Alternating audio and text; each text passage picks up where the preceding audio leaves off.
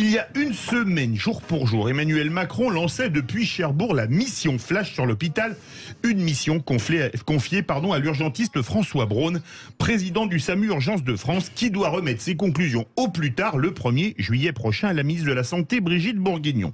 Nouvelle mobilisation aujourd'hui avec l'appel à la mobilisation de plusieurs syndicats et collectifs. Leurs revendications: recrutement immédiat de soignants supplémentaires, revalorisation générale des salaires avec prise en compte des contraintes horaires et de la pénibilité, ou encore l'arrêt de toutes les fermetures d'établissements et de lits. Les soignants qui appellent à ce mouvement vont-ils trop vite en besogne et n'auraient-ils pas dû attendre le rapport de François Braun? Notre premier débat, nouvelle mobilisation dans les hôpitaux, comprenez-vous les soignants?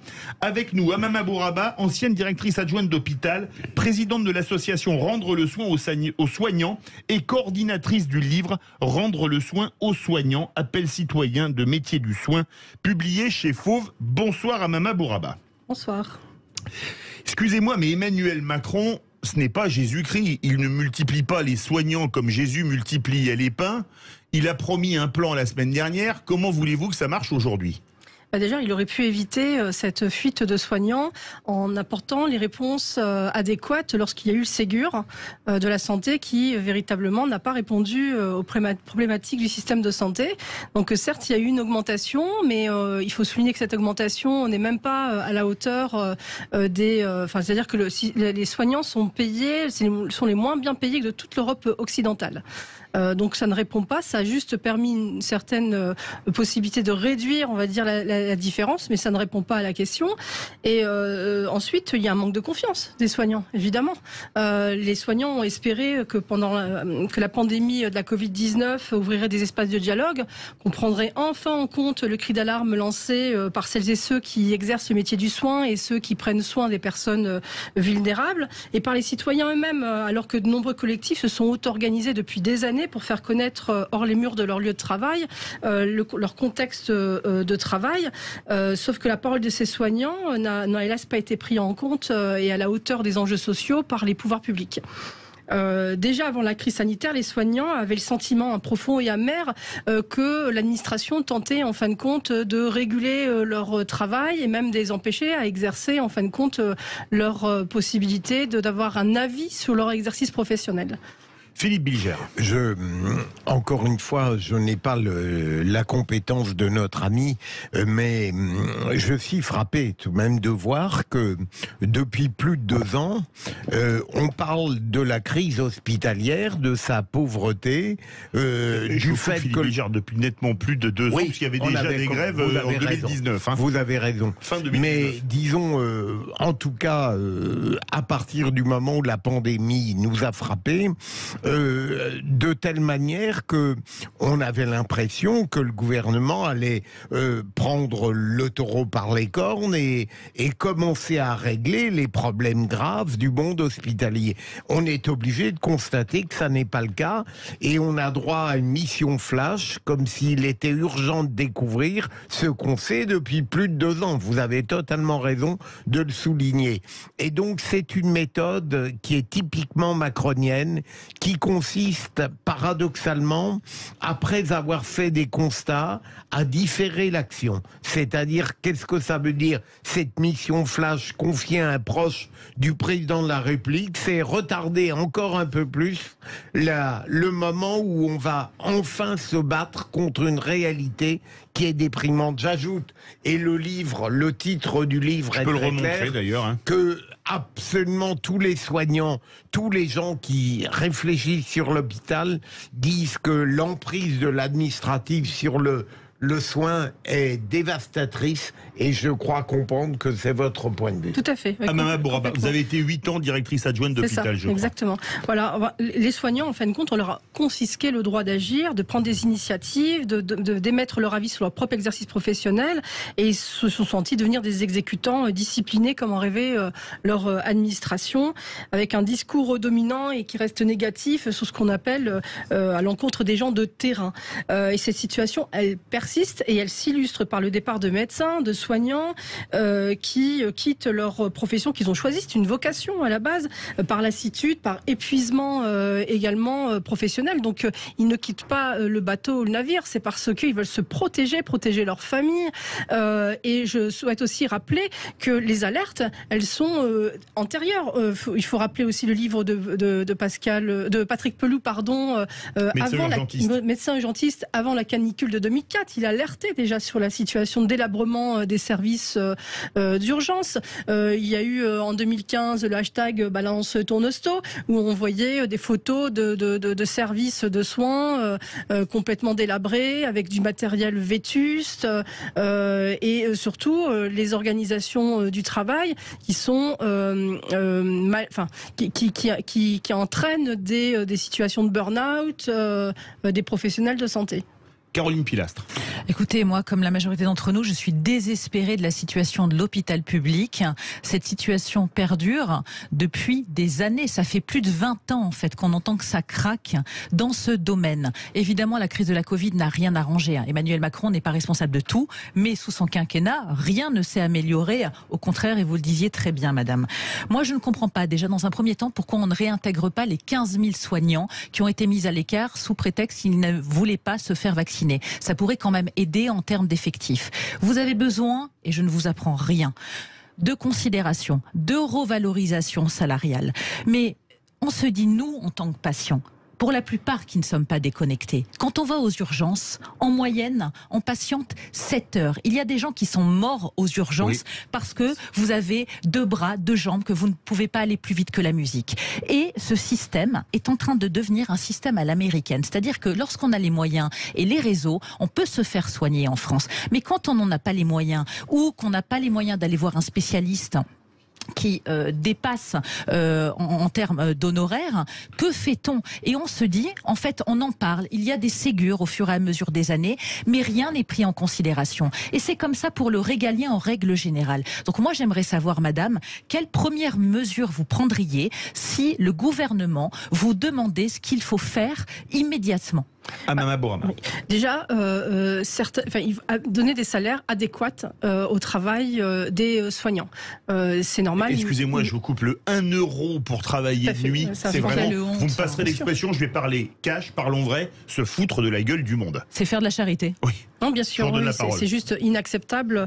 Donc il faut que les soignants soient convenablement rémunérés. Et je parle également aussi des internes, également, qui sont des étudiants en médecine, qui sont malheureusement mal considérés par le système. Les infirmiers, les aides-soignants, donc qui cherchent aussi une certaine reconnaissance aussi. Il est juste anormal que certains métiers, comme ambulanciers, brancardiers, ne soient pas considérés parce qu'ils n'ont pas un grade au nom de leur profession. Donc le système d'administration, de fonction publique de carrière aussi a atteint, je pense, ses limites. Donc il faut aussi une reconnaissance par métier. Il faut également que les soignants participent de manière active dans les instances de l'hôpital. Il existe une commission médicale d'établissement, il existe également une comité technique d'établissement. Il faut que les deux fusionnent et que chaque métier soit représenté. Je vous disais de l'ambulancier, de l'aide-soignant, mais également de l'agent de service hospitalier qui fait le ménage. Ce sont des agents aussi, on l'a vu pendant la Covid, notamment dans les EHPAD, qui sont de plus en plus, je dirais, exploités parce qu'en fait on ne leur reconnaît pas un indice salarial équivalent de celui d'aide-soignant, mais on a de plus en plus de dérives dans les EHPAD où ce sont ces ASH, ces agents de services hospitaliers qui dispensent les médicaments, qui donnent les médicaments aux patients alors que ce n'est pas dans leur compétence, mais ils sont rémunérés à 200, 300, 400 euros de moins qu'une aide-soignante. Pareil pour les aides-soignantes de réanimation, lorsqu'une prime a été donnée aux infirmières, il n'est pas normal que les aides-soignants n'aient pas eu cette même prime puisque c'est un binôme. Ils travaillent ensemble. Donc il y a beaucoup de... On a l'impression qu'il y a une sorte de fonctionnement du divisé pour mieux régner qui crée en fin de compte des sortes de tensions. On va satisfaire un, mais on va déshabiller Paul pour habiller Jacques, etc. Donc là, en réalité, il faut une écoute des personnels soignants, il faut rétablir la confiance, il faut des états généraux de la santé où tout le monde serait partie prenante, mais les usagers également, puisque cet outil, l'institution hôpital, leur appartient. Philippe Deveul. Le constat, il est accablant, mais qu'est-ce que vous voulez faire? C'est pas autour de cette table qu'on va changer les choses, mais on s'aperçoit qu'il y a une désertification médicale sur tout le territoire, y compris sur Paris. On ne trouve plus un généraliste sur Paris. C'est très compliqué. Avant, on avait un généraliste de famille qui était là, mais c'est terminé. Les gens qui choisissent la profession de médecin, ils choisissent des spécialités. Il y a très peu de gens qui veulent rester généralistes. Et on comprend, compte tenu des charges qu'ils ont à payer, des impôts auxquels ils sont soumis, vous avez même aujourd'hui des mairies qui offrent des appartements pour faire venir des médecins, pour vous dire à quel point il y a un vide, un constat d'abandon de ce métier dans les zones où on en a le plus besoin. Il y a aussi le fait du numerus clausus qui, à mon avis, va disparaître, mais qui, pendant des années, a empêché des gens brillants pour 1 point ou 2 points. Mais même pas qu'il y avait des points, mais qu'il y avait 257 places, mais qu'ils étaient 258e. Voilà. Alors, c'est pas une question de place, c'est une question de place. Oui. C'est pire encore. Vous ne pouviez pas, alors que vous avez toutes les qualifications pour être médecin, vous avez brisé des carrières parce que, au sacro-saint, demande de limiter le nombre de médecins.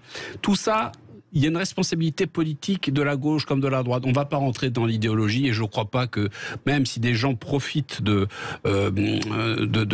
cet exemple de lacune, ne feront pas grand-chose. Parce qu'il faut voir les choses à long terme, il faut planifier. Parce que planifier le domaine hospitalier, ça prend des années. Donc il faut s'y former un médecin, c'est 10 ans. Voilà, c'est 10 ans. Ouais. Un bon infirmier, c'est 5 ans. Oui, 3, 5 ans, bref.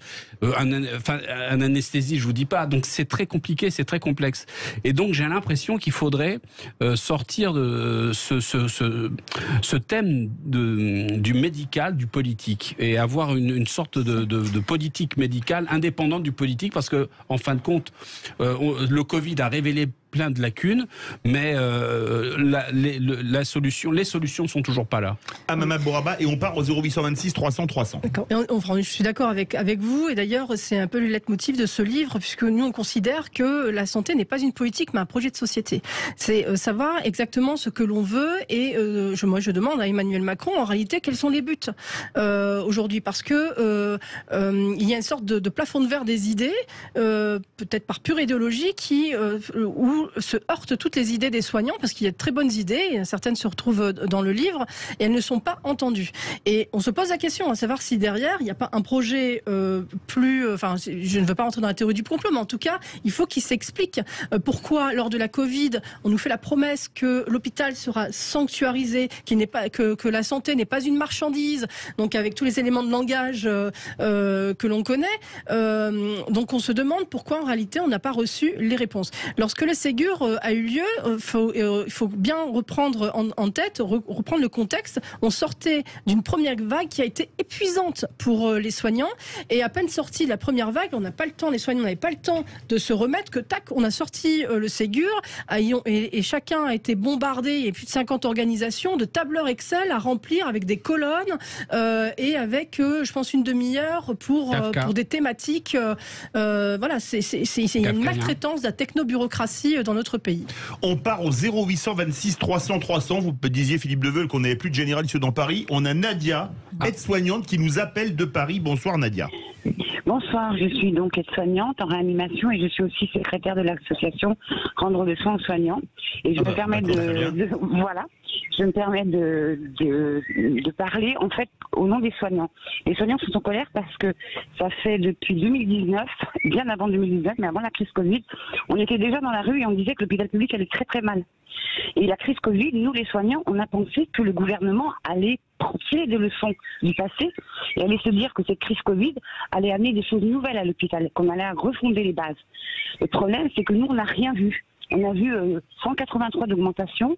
On a vu nos vacances partir en fumée parce qu'on a eu une première vague, une deuxième vague, une troisième vague, une quatrième vague.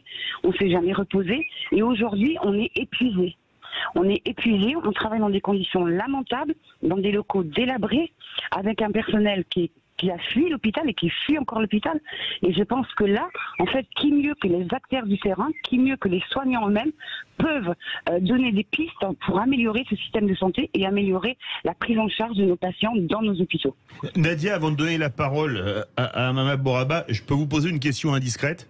Oui. Vous êtes aide-soignante en réanimation, c'est une réalité, il y a des gens qui décèdent en réanimation, c'est donc dur physiquement et psychologiquement. Quel est votre salaire?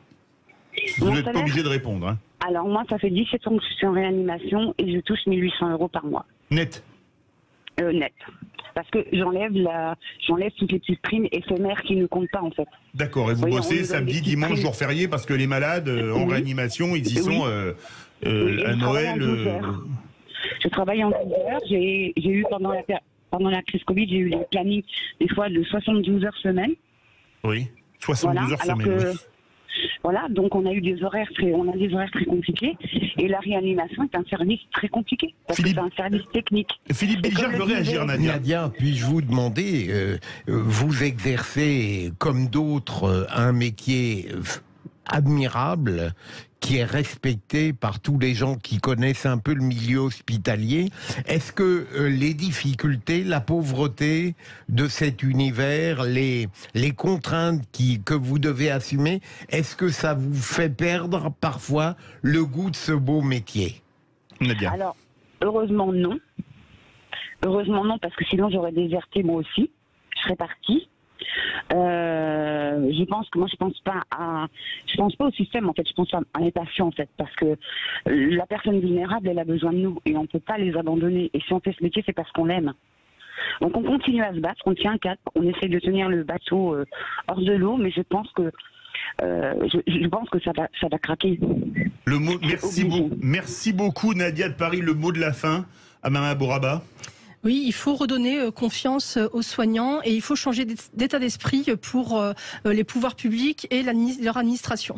Puisqu'il n'est pas normal que la parole des soignants ne soit pas entendue, ne soit pas écoutée et que ce soit l'administration qui ait le dernier mot, qu'il existe encore des pouvoirs discrétionnaires des ARS et des directeurs d'hôpitaux. Il faut vraiment que même les usagers aussi s'empressent de prendre le sujet de l'hôpital, de leur système de santé parce qu'il leur appartient. Merci beaucoup à Mama Bouraba, ancienne directrice adjointe d'hôpital, présidente de l'association Rendre le soin aux soignants et qui a dirigé la rédaction de ce livre, Rendre le soin aux soignants, appel citoyen de métier du soin. C'est publié chez Fauve Édition, verdict sur Twitter. Comprenez-vous les soignants pour cette nouvelle mobilisation dans les hôpitaux et vous êtes 95,7% à dire oui. Merci encore à vous. Un petit peu de décontraction avec la chronique politique de Philippe Rossi. Ça vous va les vraies voix? Plaisir. Et bien c'est tout de suite. Oui.